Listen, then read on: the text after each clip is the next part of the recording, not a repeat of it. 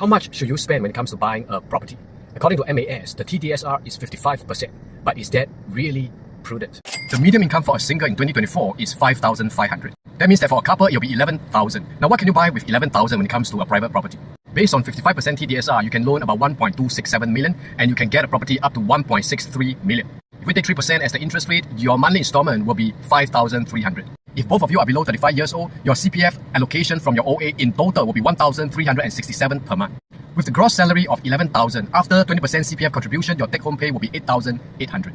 So your combined monthly take-home pay is 8,800, minus off your monthly installment, 5,300. You add back your CPF allocation. This is the amount that you can use to pay for your monthly installment, which is 1,367. Next, you minus off your monthly maintenance fee for your condo, which is about $350 in the OCR area for 2 to 3 bedder. Next, you minus off your very basic food expenses for 2 people, which will be about 1,260. And this is taking $8 per meal for lunch and for dinner.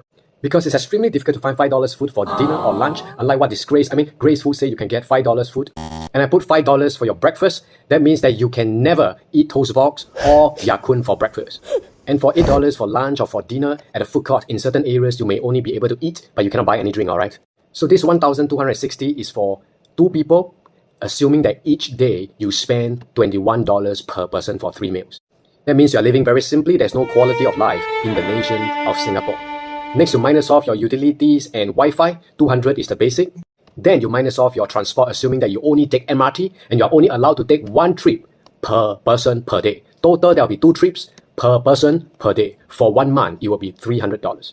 And your total remaining cash as a couple per month will be $2,523. And we have not included your insurance, credit cards, other needs, your wants, birthdays, weddings, events, and so on and so forth. And if a kid comes along, whether it's a fur kid or rear kid, your expenses are going to shoot up tremendously. So when the kid comes along, together with other expenses, it might just wipe up your $2,500 per month. And what happens if you want to buy a car? Because with a young kid or a baby, it can really improve the quality of life if you have a car. A lot of people think that buying a car is a waste of money, that is a liability. Actually, a car is an intangible asset. When you have a young kid, having a car is like buying time, quality of time, convenience, and improving the quality of life for your entire family. Of course, you don't need to buy BM or Merc, you just need a simple car on the road. In Singapore, you can't really drive very fast. The infrastructure and the road traffic do not allow you to drive very fast. If you do that, either you get caught or you will go straight to heaven. In the past, maybe BM and Merc may elevate your status in the public. However, now they are the commonplace. They no longer elevate your status.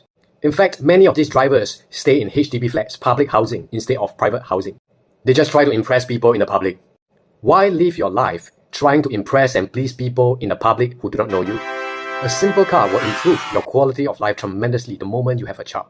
I'm not saying that everybody has to buy a car. I'm just sharing with you what I feel personally. So as you can see, applying 55% TDSR if you have a medium income as a couple is not a very safe option.